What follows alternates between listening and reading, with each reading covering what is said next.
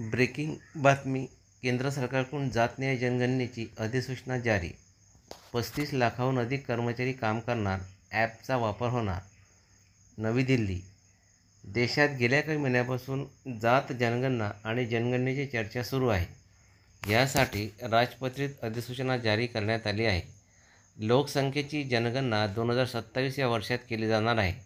तत्पूर्वी केंद्रीय गृहमंत्री अमित शहा यांनी रविवारी जनगणनेच्या तयारीचा आढावा घेतला.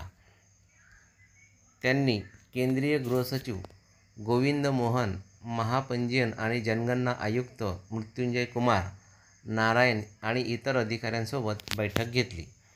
सरकारी निवेदनानुसार ही जनगणना पूर्णपणे डिजिटल असणार आहे. यासाठी मोबाईल ॲप्स तयार केले जातील आणि त्यामध्ये जनगणनेशी संबंधित सर्व माहिती गोळा केली जाईल. हे ॲप्स 16 भाषेमध्ये उपलब्ध असणार आहेत. याबाबत केंद्रीय गृहमंत्री यांनी सोशल मीडिया पोस्ट शेअर केली. यामध्ये म्हटले आहे की 16व्या जनगणनेत पहिल्यांदा जातगणनेचा समावेश असेल.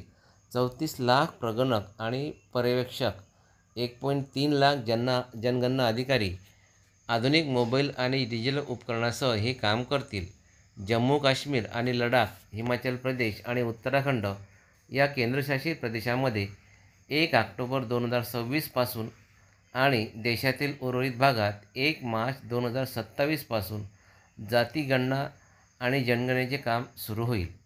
जनगणना 2 टप्प्यात केली जाणार आहे.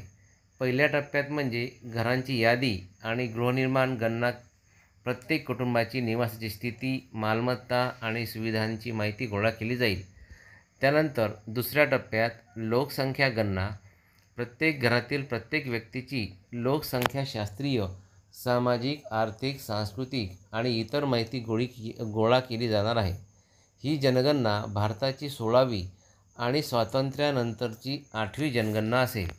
यावेळी जनगणना मोबाईल ॲप्लिकेशनद्वारे डिजिटल पद्धतीने केली जाणार आहे. नागरिकांसाठी स्वगणना सुविधा देखील उपलब्ध असेल. डेटा सुरक्षितता सुनिश्चित करण्यासाठी संकलन, प्रसारण आणि साठवणूक करताना कडक सुरक्षा उपाययोजना केल्या जातील. शेवटची जनगणना 2011 मध्ये झाली होती आणि ही जनगणना 16 वर्षाच्या अंतरानंतर केली जाणार आहे. अशा प्रकारची जनगणनेविषयी महत्त्वाची अपडेट आहे.